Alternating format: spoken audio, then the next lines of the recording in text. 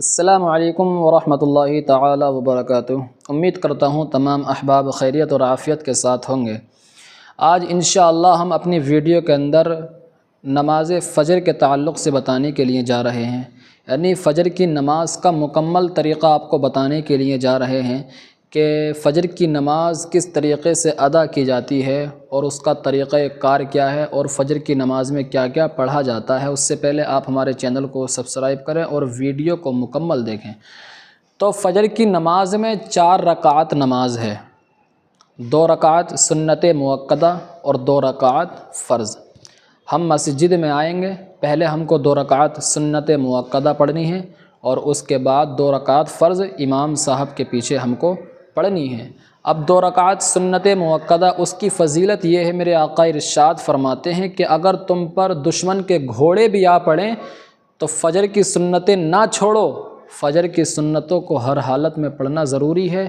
اکثر لوگ سنت مؤکدہ کو چھوڑتے ہیں، تو سنت مؤکدہ کو چھوڑنے والا گناہ کا حقدار ہے اور وہ بروز محشر حضور پاک صلی اللہ علیہ وسلم کی شفاعت سے محروم رہے گا۔ اس لیے سنت مؤکدہ کو بلا عذر نہ چھوڑا کریں۔ گناہ کا حقدار ہوتا ہے وہ شخص جو سنت مؤکدہ کو چھوڑتا ہے، کیونکہ سنت مؤکدہ واجب کے حکم میں ہوا کرتی ہے۔ اور میرے آقا ارشاد فرماتے ہیں، حضرت عائشہ رضی اللہ تعالی عنہا سے مروی ہے کہ فجر کی سنتیں دنیا اور وما فیہا سے بہتر ہیں، یعنی دنیا اور جو دنیا کے اندر ہے فجر کی سنتیں اس سے بہتر ہیں۔ تو اب فجر کی سنتوں کو کس طریقے سے پڑھا جائے؟ تو فجر کی سنتوں کی پہلے نیت کرنی ہے ہم کو۔ نیت کی میں نے 2 رکعت نماز سنت رسول اللہ کی، واسطے اللہ تعالیٰ کے، منہ میرا کعبہ شریف کی طرف اللہ اکبر کہہ کے آپ کو نیت باندھ لینی ہے۔ پھر اس کے بعد آپ کو ثنا پڑھنی ہے، پھر اعوذ بسم اللہ پڑھنی ہے، پھر سورہ فاتحہ پڑھنی ہے۔ پھر سورہ فاتحہ پڑھنے کے بعد آپ کوئی سی بھی سورت پڑھ سکتے ہیں، مگر میں آپ کو سنت بتاؤں جو آقا پڑھا کرتے تھے۔ میرے آقا فجر کی سنتوں میں سورہ فاتحہ کے بعد پہلی رکعت میں سورہ کافرون پڑھا کرتے تھے اور دوسری رکعت میں سورہ اخلاص پڑھا کرتے تھے۔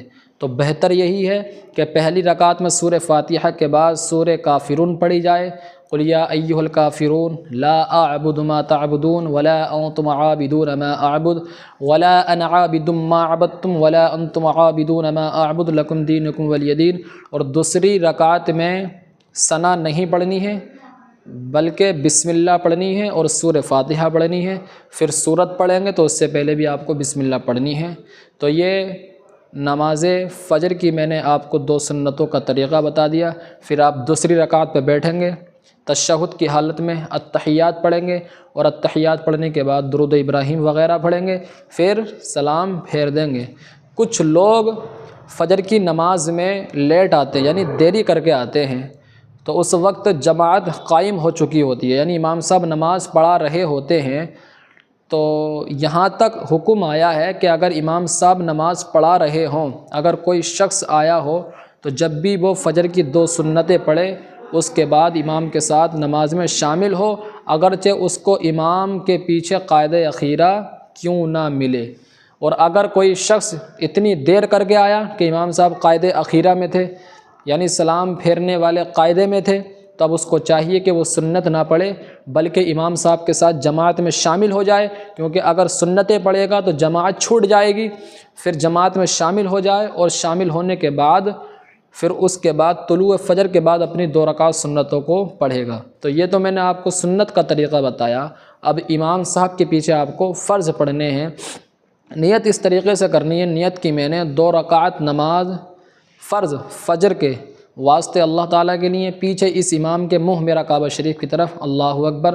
اب آپ ثنا پڑھ کے کھڑے ہو جائیں گے اور اس کے بعد امام صاحب قرات کریں گے۔ اکثر لوگ اماموں کے پیچھے قرات کیا کرتے ہیں، تو میرے آقا ارشاد فرماتے ہیں قرات الامام لہ قرات، امام کا پڑھنا ہی مقتدی کا پڑھنا ہے۔ تو آپ کو قیام کی حالت میں کچھ نہیں پڑھنا ہے، امام صاحب قرات کریں گے، بس آپ کو خاموشی کے ساتھ سننا ہے، بلکہ آپ رکوع، سجدہ اور تشہد کی حالت میں التحیات، درود ابراہیم وغیرہ پڑھیں گے۔ قیام کی حالت میں آپ کو کچھ نہیں پڑھنا ہے، چاہے جہری قرات ہو چاہے سری قرات ہو۔ جہری قرات یعنی مغرب اور عشاء فجر میں جہری قرات ہوتی ہے، امام صاحب بلند آواز سے پڑھا کرتے ہیں، اور سری قرات عصر اور ظہر میں امام صاحب قرات کرتے ہیں مگر آہستہ کرتے ہیں، تو اس میں مقتدیوں کو آواز نہیں آتی ہے، تو اس میں بھی مقتدیوں کو چاہیے کہ وہ خاموش رہیں، اور رکوع، سجود اور قاعدہ اخیرہ یا قاعدہ اولیٰ میں التحیات، درود ابراہیم وغیرہ پڑھیں، اور باقی قیام کی حالت میں امام کے پیچھے قرات نہ کریں۔